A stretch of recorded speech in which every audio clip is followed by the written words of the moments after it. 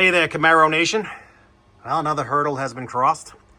I got the convertible top pistons and motor and lines in. Pretty straightforward job. I didn't really video anything while I was doing the work because there's not a whole lot to see. I mean, the motor just goes in that little compartment right there with three rubber grommets that hold it down. The lines go in that recess right there with these three clips on each side to hold them in place. Then they come down, go up from the bottom. The bottom line is a straight fitting. It's a little confusing because the top line is a 90-degree fitting. So it goes down and then goes up to hit the piston. And I took out the braces as a brace. You can see it on the floor right there. That goes across. There's three bolt holes right there. And then there's three holes right there. And surprise, my car's missing. There's like a metal bracket that slides inside of there. It's just a piece of steel with three bolt holes drilled into it. I don't know why it's missing. It's missing on both sides. So I haven't found it yet. If I don't find it soon, I'm just going to make one. It's just like a T-shaped plate, I believe. It just pops in there. Almost the same basic shape as those square holes. Just goes in there and it has some orbit to it so you can bolt up the that plate, stiffening plate or whatever you call it. I don't know why they're missing. Whatever. The pistons bolt in with a 5/8 head bolt that then has 1/2-inch fine threads and then has a smaller end section. It's probably 3/8 OD. That just goes into the piston and locates it so the piston can rock. Once the bolt is tight, the piston rocks on that because it does have an arc to it. Probably got, I don't know, 3 inches of travel maybe. As the top goes down, the piston rocks up like that. So that allows it to do that. And then on the top, you have a bolt. It's a chrome bolt, very sexy, that has a plastic bushing inside. So again, it can slip on the roof pretty easily, and then there's just a lock nut on the other side. For whatever reason, my kit did not come with the nut for the bolts. I don't know why. Maybe they thought that they were too expensive. I don't know. I bought the kit from Hydroelectric. It was the top pump, the lines, the pistons, and the pistons supposedly are the American-made ones with the metal bottom part. I don't know. There's something better about them as far as I know. I guess the Chinese ones are all aluminum and they leak pretty easily.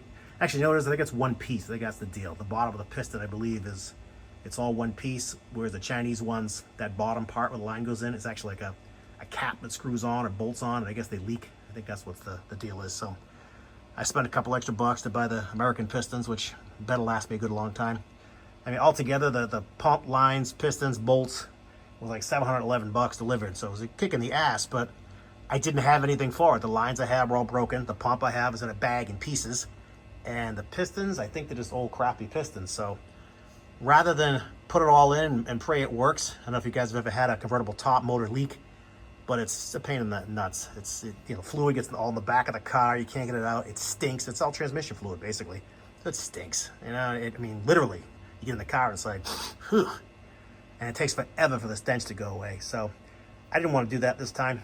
So I bit the bullet, bought it all new, threw it all in, and once you bleed it, it works awesome. I mean, I can show you right now. It's nice and quiet. It goes down pretty easily. So let's see what we got here. Let's see. Oh, let me get these lights out of here. Whoops. There we go. Whee! And there she goes. Look at that, huh? Yay! Can't wait to get this top outside in the heat so it'll get a little softer. Being in the cold doesn't do a lot of good. It gets stiff. And there you go. Top goes up, top goes down. Take my word for it, it goes up. I already had it down once and up once. So there you go. Straightforward job. I'm sorry I don't have a lot of action shots to show you, but like I said, it's pretty straightforward. The trick is to run the lines down and then, back around and then up. And I put a small, just an insulated clamp down there because it isn't reading. I was trying to figure out which lines go where. The back of the motor, that hose goes to the top of the piston. And then the bottom of the piston goes to the front of the motor.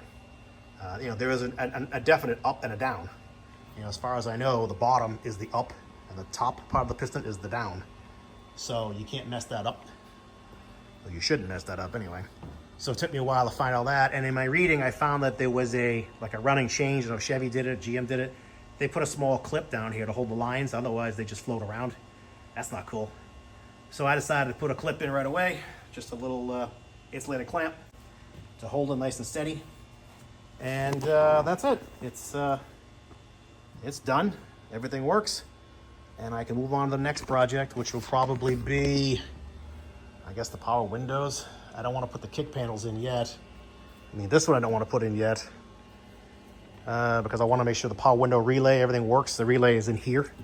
So once I bury it, it's going to be impossible to get at, and I'll be cursing myself. So I'll leave this one out till the end. That one I guess I could put in. There's no reason not to, other than putting speakers in maybe. I haven't made up my mind yet what to do about a sound system for this thing. I don't know. I do like to hear music, so I don't know what to do. That's why there's nothing in the dash. I don't know what kind of radio to buy. I was thinking one of those custom auto sound radios maybe. I don't know. We'll see. I'll pick up something. Hopefully they'll sound good. So that's this week's nifty project.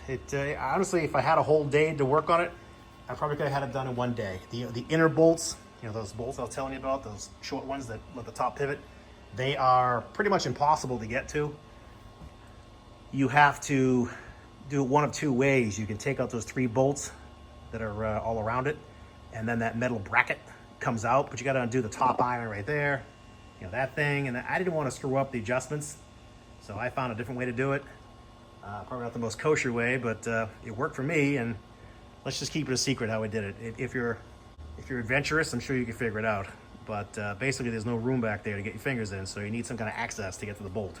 And let's just leave it at that. I don't want anybody to call me a hacker. Okay, so I guess that's it. Sorry, I don't have a whole lot to report, but you know, it's done and it works, and that's one more thing off the list. That was an expensive one too. I was kind of dreading it because I was afraid that some of this aftermarket crap would leak and seep, and I'd regret it. But so far, it works great. It's a good thing I'll have the side panels out for a while doing the windows, because if it leaks, I'll be right here to see it. So I almost want to say there's a rubber bushing here I got to change too. When the top goes down, I think there's a rubber bushing the top hits. And I thought one of them was chewed up, so I believe I bought them. I was going to find them. So I'll take a look at that too while I'm here. And before this all goes back together, I'll put the fold-down back seat in. I got to move over the seat material, but that's a video for another day. So I hope that you enjoyed seeing where I spend my time and my money. It's all in this car. One thing I noticed too is this bracket right there. See it?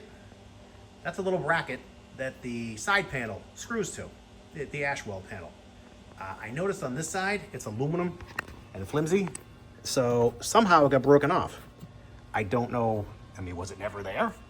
I can't believe it would have come from the factory without being there, but I don't see where it was welded on. So I'll have to check with my buddy, see if he knows anything about it. I'll have to create one just like that and just weld it on quickly. I mean, no big deal. So, you know, like I said, you find all kinds of weird crap, you know, working these old cars. So anyway, I appreciate you tuning in. I hope your projects are going well. I'm sorry this video is kind of short and not super informative, but, you know, it's not a lot to see. It's a, you know, convertible top. It's all straightforward parts. You just bolt in, and after you bleed it, that's it. It's done. So thanks for watching. I'll talk to you guys later.